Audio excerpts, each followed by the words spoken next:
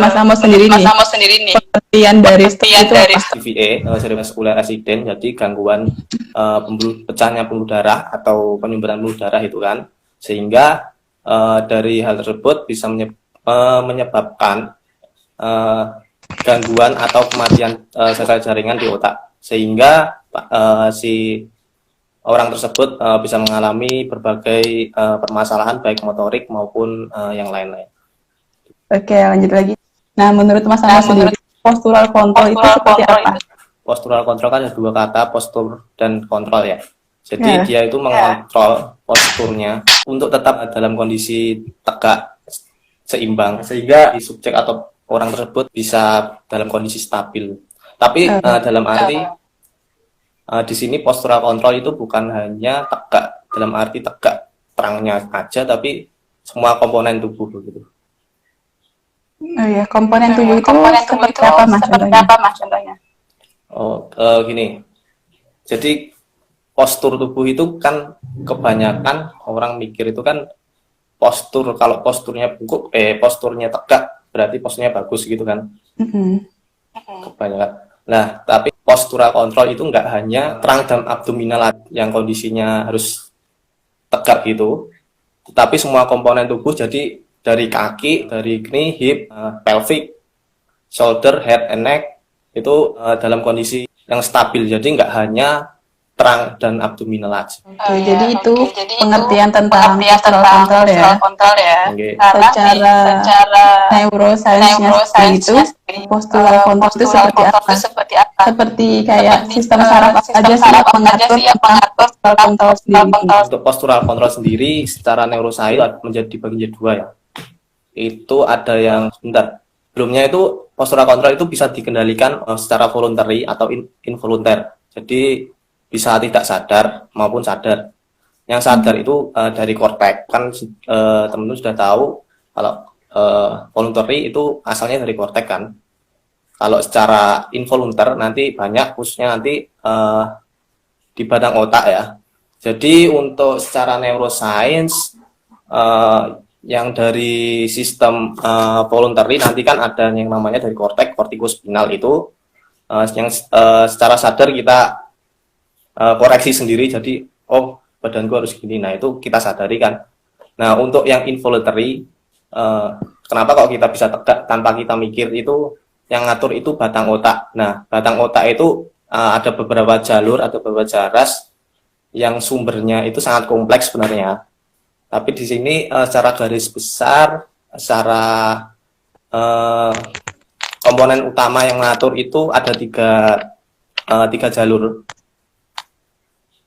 Yang pertama itu ada di batang otak, ada di reticular formation. Itu yang mengatur apa namanya itu postur, jadi preparation sebelum kita gerak. Jadi sebelum kita mau gerak itu sudah diatur posturnya oleh retikulospinal. Retikulospinal itu di batang otak letaknya. Jalurnya itu tadi retikulospinal. Jadi dari reticular formation ke medulla spinalis ke efektor. Jadi udah otomatis itu, nggak perlu kita mikir. Terus yang kedua itu ada dari tektospinal. Jadi dari tektum ke medulla spinalis ke efektor. Nah ini fungsinya untuk apa? Fungsinya untuk mengontrol gerakan kepala dan gerakan head and neck control. Jadi head and neck control ini ada yang ngatur sendiri begitu. Nah terus yang ketiga itu ada sistem namanya vestibulospinal. Nah vestibulospinal kan udah tahu yang ada di vestibular, di dalam apa, dalam telinga kita, tapi bukan auditori ya, tapi vestibulospinal itu sebagai keseimbangan. Jadi bagaimana respon kita terhadap gravitasi terhadap lingkungan luar, itu yang ngatur vestibulospinal. Jadi dari sistem vestibular masuk ke batang otak, terus menuju ke pendulum spinalis dan dilanjutkan ke posturnya itu. Oh iya, jadi ada tiga ya mas, sistem saraf yang mengatur postural control sendiri. Yang pertama yaitu ada spinal. itu untuk postur preparation gitu kan. Jadi sebelum bergerak kita sudah disiapkan dulu gitu. Nah, disiapkan dulu. sudah diatur. Terus yang kedua yaitu ada echo spinal. Fungsinya yaitu untuk mengontrol gerakan head and neck itu sendiri. Ya. Nah, terus yang terakhir ada vestibulospinal. Letaknya di telinga. Fungsinya untuk keseimbangan. Setiap terapi itu kan pasti memiliki tujuan dari diberikan postural kontrol terhadap penderita stroke sendiri itu seperti apa, Mas? Sebelum masuk ke tujuan, tadi kan untuk postural kontrol itu fungsinya untuk mengontrol posisi tubuh agar tetap seimbang. Nah, itu enggak dalam kondisi dinamis ya, jadi bukan hanya kondisi statis. Maksudnya walau diam itu seseorang diam itu sebenarnya dinamis. Jadi ada penelitian tentang postural kontrol. Nah, itu menyebutkan bahwa kita diam itu sebenarnya ada gerakan. Jadi itu pakai alat force plate itu. Kayak seperti pas upacara gitu kan berdiri lama itu kayak doyong-hoyong gitu ya. Iya. Oh ya. Nah, itu sebenarnya istilahnya di sini postural kontrol itu dalam arti dinamis bukan statis ya. Jadi ya, kita gerak tentang movement. Jadi, nah untuk tujuan sendiri kenapa kok dikasih postural kontrol? Nah, di sini kita recall ke fisika dasar tentang energi potensial sama energi kinetik. Nah, yang pertama energi potensial, jadi semakin badan kita semakin tinggi, maksudnya tinggi itu dalam arti tegak, semakin strike up, jadi semakin kita tegak, semakin tinggi, itu namanya energi potensial ya. Jadi energi potensial semakin tinggi. Nah, kalau energi kinetik kan energi kita untuk mengeluarkan energi kita, tapi itu kalau kinetik. Nah, antara energi potensial dan energi kinetik ini saling berbanding terbalik. Nah, dari maksudnya situ seperti apa? Berbanding terbalik. Ini saya jelaskan. Jadi berbanding terbalik itu gini. Jadi semakin tinggi orang, semakin badan orang itu semakin strike up, semakin tegak. Nah, itu semakin mudah kita melakukan movement atau gerak. Energi kinetiknya semakin nggak banyak energi yang kita butuhkan. Kalau energi potensial nggak tinggi, maksudnya pendek, kita bungkuk, posturnya bungkuk, itu kan tadi berbanding kebalik. Jadi semakin kita bungkuk, semakin kita nggak strike up, itu jadi energi kinetik atau energi movement yang kita lakukan itu jadi semakin berat begitu. Mungkin nggak sih seseorang itu mempunyai good posture gitu ya? Seperti yang dijelaskan tadi, perangnya tegak gitu kan. Tapi secara fungsional dia kayak tidak berfungsi gitu loh. Jadi kayak punya postur bagus, tapi dia nggak bisa fungsionalnya tuh nggak bisa gitu loh, Mas. Ini dalam kondisi apa? Maksudnya penyebabnya? Atau itu mungkin nggak sih kalau orang sakit gitu? Oke, ya. Maksudnya kita good postur, tapi secara fungsional kita itu kurang gitu loh, Mas. Apakah mungkin gitu? Oh.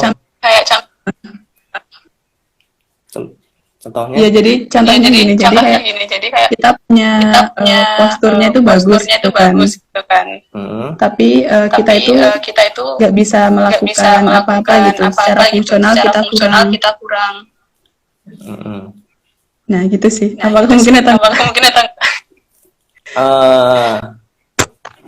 mungkin atau enggak itu tergantung penyebabnya ya. Karena di sini saya bahasnya tentang kondisi stroke. Jadi postural kontrol untuk stroke. Jadi memang postur untuk stroke ya. Jadi untuk penyebab-penyebab yang lain atau etiologi yang lain, maksudnya karena apa? Begitu saya kira kalau semisal gangguan orientasinya gitu Mas. Gangguan orientasi di kayak dia nggak bisa beradaptasi dengan lingkungannya gitu. Oh, iya, bentar. Tadi saya sebelumnya belum masuk ya. Jadi postural control ini sebenarnya ada 3 komponen yang mendasari postural control ya. Jadi di sini ada tiga komponen. Yang pertama itu ada namanya individu. Individu itu kita, maksudnya subjek itu sendiri, pasien itu sendiri. Yang kedua itu task, itu tugas.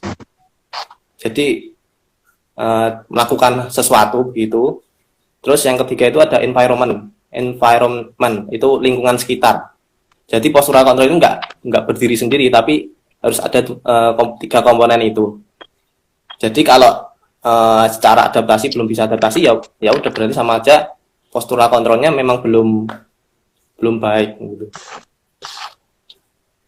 Oh ya, jadi tetap dipengaruhi 3 komponen itu ya Mas ya.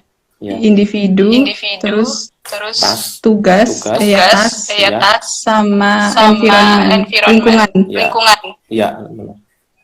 Jadi kayak nggak berdiri sendiri, tapi harus 3 komponen itu yang mendasari dari postural kontrol. Jadi gitu ya teman-teman. Seperti yang dijelaskan Mas Amos tadi. Lanjut lagi nih. Ini kan judulnya tentang pentingnya postural kontrol pada penderita stroke. Berarti penting banget. Nah, alasannya apa? Postural kontrol itu sangat penting diberikan. Kalau seumpama nggak diberikan itu kenapa? Pertanyaan ini sebenarnya hampir sama yang ditujukan tadi ya. Kita kalau udah memperbaiki postur kita udah bagus, otomatis kita untuk melakukan gerak, untuk melakukan movement itu makin bagus, jadi semakin cepat, semakin enak. Tetapi kalau kita postural kontrol belum bagus, masih dalam kondisi kurang baik, maka kita dalam exercise, maksudnya dalam melakukan latihan itu juga masih banyak kompensasi, dan gerakan pasien itu terasa berat begitu. Kalau postural kontrol ini diberikan pada pasien stroke ini sejak kapan Mas? Awal, jadi pas waktu awal kita treatment pasien itu yang disentuh, kita pertama kali memperhatikan postural kontrol itu dulu. Postural kontrol itu kan tadi menjaga posisi tegak ya, jadi nggak hanya terang sama abdominal ya. Nah, itu sebenarnya dari kaki, dari hip, dari atas sampai head. Nah, itu yang berperan penting dalam pengaturan postural kontrol itu otot-otot postural. Jadi ada namanya otot-otot postural. Nah, otot-otot postural itu apa? Otot-otot postural itu kan yang menjaga posisi tubuh itu tetap stabil dan seimbang. Nah, itu contohnya apa? Contohnya ini otot-otot untuk stabilisasi. Semisal di terang itu kan ada banyak komponen otot ya. Ada rectus abdominis, ada internal oblique, transversus abdominis, ya kan. Nah,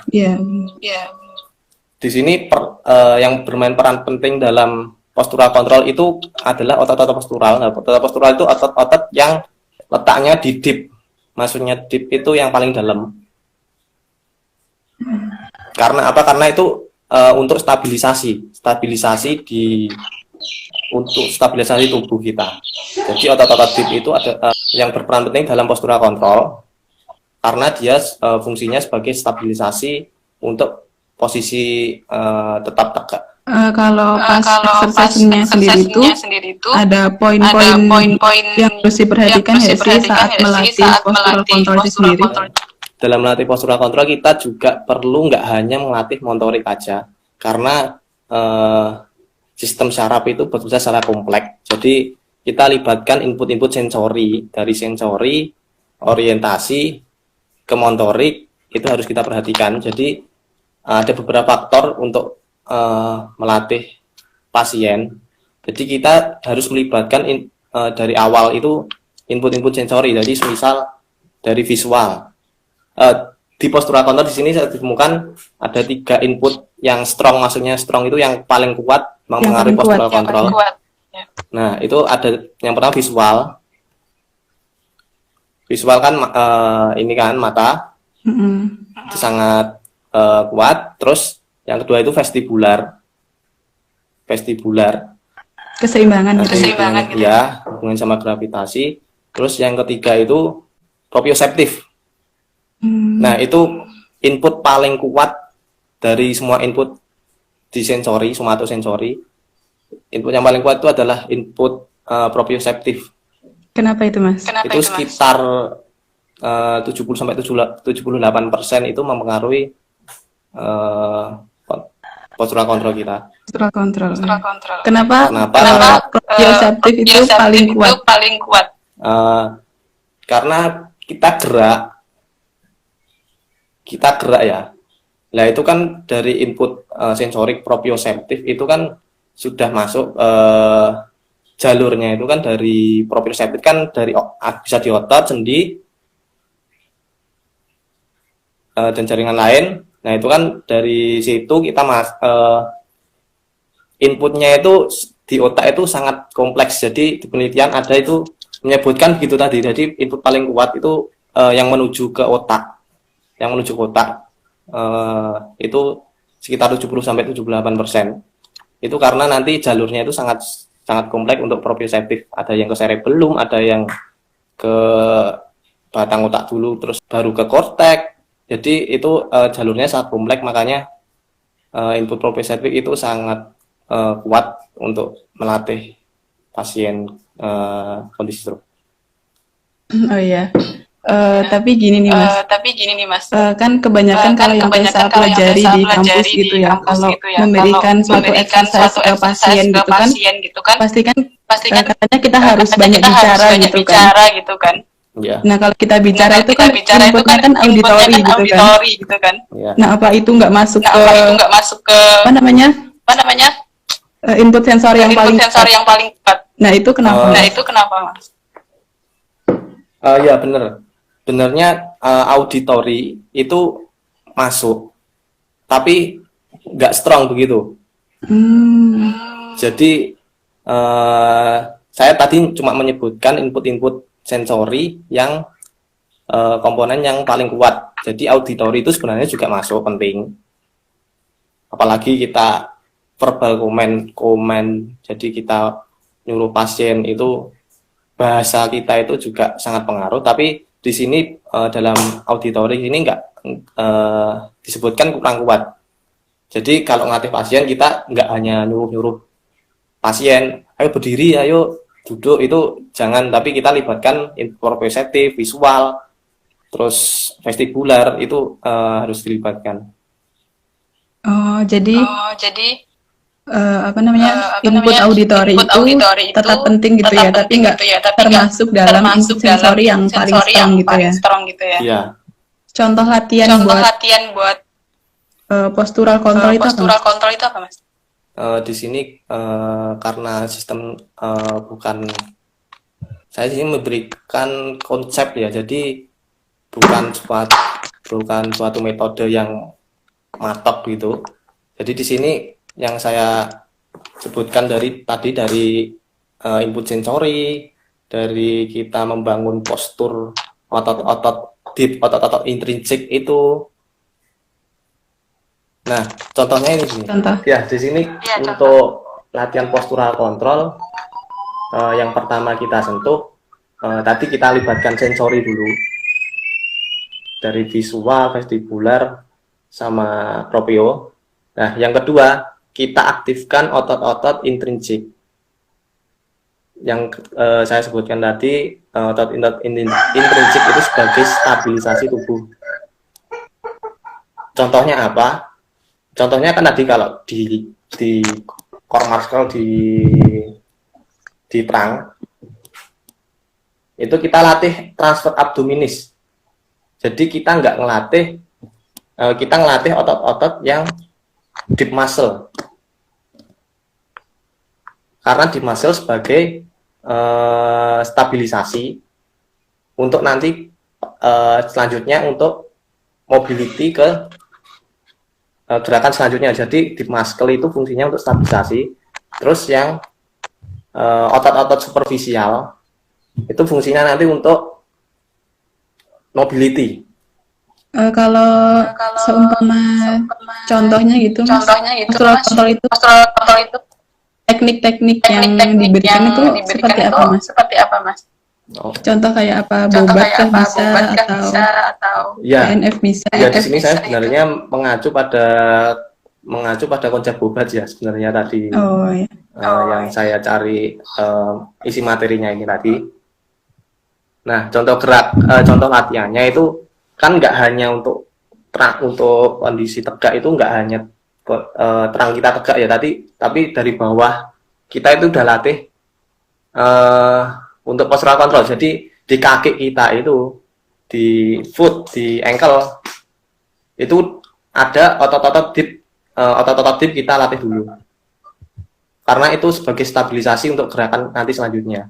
Jadi semisal dorsal fleksi jari-jari kaki, di situ banyak otot-otot deep muscle, karena di situ kita kasih stabilisasi dulu di situ. Karena ini penting, karena apa? Karena kalau footnya belum stabil, itu nanti kita ngelatih atasnya itu juga nanti susah buat jalan, susah buat aktivitas yang lain. Jadi kita kasih stabilisasi dari kaki dulu, misal dorsal fleksi jari-jari. Ini berbeda dengan strengthening ya. Strengthening itu lebih ke beban gitu, nggih. Nah, karena ini lebih ke gerakan halus, gerakan terarah. Kita semisal dari kaki itu kita kasih stabilisasi. Nah, kalau masih ada yang kaku, kita coba rilis di Golgi tendon organ, karena fungsi GTO ya namanya, Golgi tendon organ, itu fungsinya kan untuk regangan. Nah, kalau semisal ada yang spastis, di situ masih ada gerakan kompensasi, di situ coba kita rilis di Golgi tendon organ, karena fungsinya untuk apa? Untuk relaksasi. Tapi kalau kita untuk stimulasi supaya otot-otot itu gerak, kita rilis bagian muscle spindle-nya. Seumpama ototnya masih spastik, itu kita relaksasikan dulu. Terus kalau untuk dalam relaksasi itu kan mesti ada parameter keberhasilannya gitu kan. Kalau pada postural kontrol ini dikatakan berhasil ini dilihat dari apanya sih, Mas? Ya, kita kembali ke 3 komponen tadi, ada individu, task, sama environment. Jadi ketika pasien kita kasih tugas, kita kasih suruh bergerak, dia bisa tanpa adanya kompensasi. Jadi gerakannya bukan hanya angkat kaki, tapi polanya itu benar-benar sudah pola orang normal. Nah, indikatornya itu, jadi nggak hanya bisa ngangkat tangan, tetapi gerakan tangannya itu harus selektif, maksudnya harus bisa selektif itu maksudnya pasien itu bisa mengontrol gerakan itu tanpa adanya kompensasi. Terus ini Mas, kalau dari lingkungan itu maksudnya gimana Mas? Semisal orang stroke, kita ngelatih di depan mau berdiri. Nah, di depan itu dikasih sebelahnya kasih meja sama enggak dikasih meja. Nah, itu respon pasien itu nanti juga berbeda. Pemikiran pasien itu yang dikasih meja itu akan lebih aman, tetapi yang enggak dikasih meja itu akan lebih kayak takut gitu. Ini misal ya posisi duduk ke berdiri. Nah, pasien buat pegangan gitu. Ya istilahnya begitu, buat pegangan. Kan itu melibatkan environment kan. Iya. Jadi kita harus libatkan lingkungan. Jadi kayak kondisi di sekitar kita itu juga mempengaruhi kita bergerak itu ya. Nah, ya. Oh ya. Paham Mas. Ini kayaknya pertanyaan itu dari Mas Johan. Kalau pola stroke itu bisa diubah mendekati ke arah anatomi semula lagi ya. Khususnya pola lengan. Ya sangat bisa, karena tujuan dari melatih rangstroke kan khususnya di sini di postural kontrol kita meminimalisir kompensasi. Jadi gerakan kompensasi itu kita beresin dulu, sehingga nanti pola sinergis itu otomatis secara tidak sadar nanti juga mengalami pengurangan. Jadi kita misal di daerah di badannya, misal ini kondisinya masih pola sinergis. Nah, kita jangan hanya treatment di ekstremitas saja, tetapi kita treatment di daerah posturalnya dulu, di daerah sini. Ada di scapula, di belakang ada rhomboid, ada serratus anterior. Nah, itu otot mana sih yang nanti yang terlibat dalam gerakan kompensasi? Nah, itu kita hilangkan dulu. Jadi posturnya dulu kita benahi, baru nanti otomatis pola-pola sinergis nanti kalau itu kondisinya nggak kronis, otomatis udah mulai berkurang, bisa berkurang secara sendirinya. Dari Mas Dohan RP. Mas Amos, kalau orang dengan kondisi gangguan sensori atau kebas, kesemutan dan sebagainya, karena stroke, bagaimana caranya? Gangguan sensori itu kan gangguan di pos sentral gyrus di otak bagian belakangan. Nah, tapi sebelumnya kita harus tahu itu kondisi letak lesinya itu mana. Kalau itu di tingkat, semisal di tingkat talamus ke bawah, itu memang progresnya susah. Tapi kalau masih di korteks bagian presentralis, itu memang kemungkinan masih bisa kita perbaiki. Nah, yang kita lakukan apa kalau untuk gangguan sensori? Ya itu tadi kita kasih input sensori berupa tadi. Kalau kondisi sensori itu apa yang kita lakukan? Kan kita ngasih stimulasi panas dingin, krioterapi, tajam tumbul, terus kasar halus. Terus ada dari Trafe, mau tanya Kak terkait postural kontrol terhadap keseimbangan pada penderita stroke, pengaruhnya terhadap base of support dan gap analysis. Postural kontrol itu tadi ada dua aspek penting, itu namanya orientasi sama stabilisasi. Orientasi itu bagaimana kita menerima proses interpretasi, proses kita mau ngapain sih, bagaimana caranya, itu gimana, itu orientasi. Yang kedua itu stabilisasi. Nah, yang stabilisasi itu hubungannya nanti sama COG, berhubungan erat sama COG sama stability limit. Sangat berpengaruh karena apa? Yang kita pegang dulu itu postural control. Jadi kita minimalisir gerakan kompensasi yang ada pasien tersebut, sehingga nanti saat bergerak, saat pasien melakukan gerakan, itu kondisinya tetap gak goyah, tetap seimbang. Peran postural control sangat berpengaruh terhadap base of support dan gait analysis, karena kalau postural kontrolnya stabilisasi otot-otot postural itu sudah stabil, benar-benar stabil, kita melakukan mobility, misal gerakan maju ke depan, gerakan kaki melangkah ke depan, itu otomatis nanti juga semakin mudah. Tadi Mas sempat bahas tentang stabilisasi limit. Nah, itu bisa dijelaskan dulu nggak? Apa gitu? Ya, stabilisasi itu berhubungan sama COG sama stability limit. Kalau COG kan, misal kalau COG kita dikasih garis dari atas bawah sampai kanan kiri, depan belakang, kita tarik garis. Nah, itu COG kita kan. Itu kalau tentang COG. Titik tengahnya gitu ya? Ya, titik tengah pusat gravitasi. Itu kalau di kuliah disebutkan COG orang normal 2 cm di depan cakrum ya. Iya. Nah, itu kalau untuk COG. Kalau untuk stability limit, di sini gerakan center of gravity itu harus berada di dalam stability limit. Jadi kita kasih gambaran kerucut gitu. posisi tubuh kita misal ini tegak gitu. Nah, posisi kita terakhir saat misal mau ke depan itu kalau kita masih stabil itu kita masih berada dalam batas COG. Tetapi kalau udah keluar dari zona kerucutnya tadi, berarti itu udah keluar dari stability limit. Kalau keluar gitu berarti bisa jatuh gitu. Ya, maksudnya kayak ada batas gitu, batas stabilisasi manusia untuk melawan gravitasinya itu. Kalau COG sama stabilisasi limit itu, apakah ada hubungannya? Berhubungan nggak sih mereka? Berhubungan. Itu hal yang berkaitan.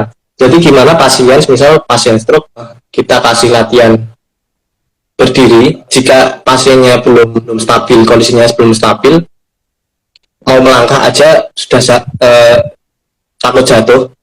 Nah, berarti kan stability limitnya itu kan semakin jelek, maksudnya semakin sempit gitu kan. Ya, semakin sempit. Iya. Kalau COG-nya kita pindah, itu kan saling berkaitan. Jadi kalau COG masih berada dalam, misalnya tadi yang saya gambarkan kon itu, masih dalam berada di COG-nya masih di dalam batasannya itu, berarti dia masih bisa mempertahankan tubuhnya di dalam, dia nggak jatuh. Tetapi kalau udah keluar dari stability limit, nggak bisa mempertahankan posisinya. Jadi langsung jatuh atau ke depan, melangkah ke depan gitu. Jadi itu saling berkaitan. Iya. Jadi stabilisasi limit itu bisa perluas gitu ya maksudnya. Ya, ya. Jadi peran kita juga memperluas stability limit itu. Contoh cara memperluasnya itu gimana? Saling berkaitan tentang postural tadi. Pasien sudah mempertahankan posisi tubuhnya, nggak hanya posisi diam, tapi saat gerak juga itu dia bisa mengontrol.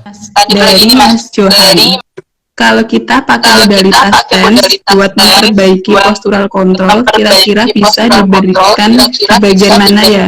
Dan dengan channel apa? Di sini lebih ke gerakan aktif sih.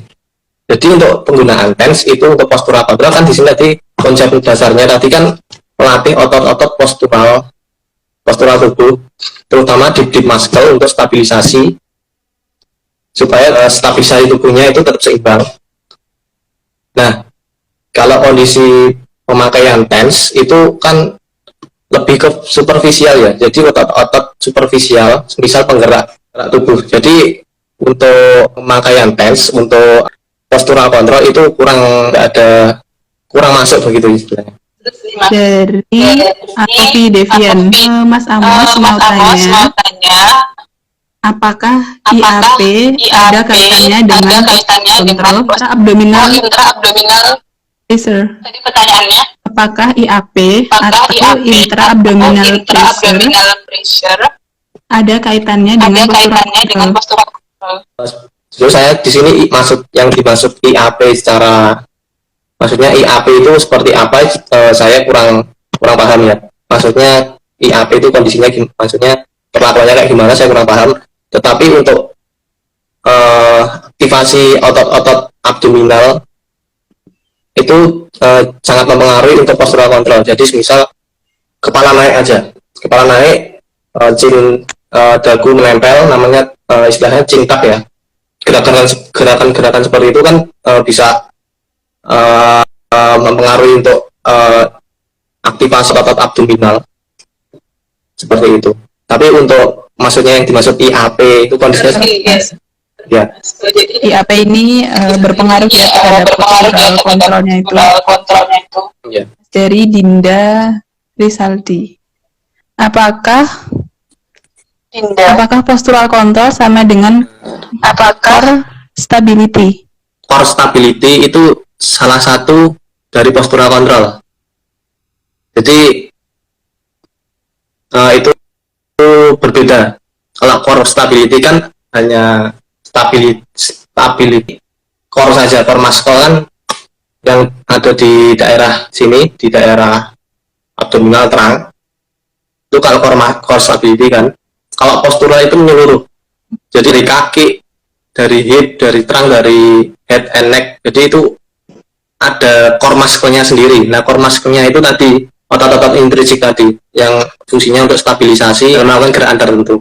Oh ya, jadi core stabilisasi itu nggak sama dengan postural control, tapi merupakan bagian dari postural control itu sendiri. Pertanyaan dari Firmansyah Purwanto, bagaimana mengintegrasikan postural control pada pasien dengan postur dalam functional task yang mana individu masih produktif?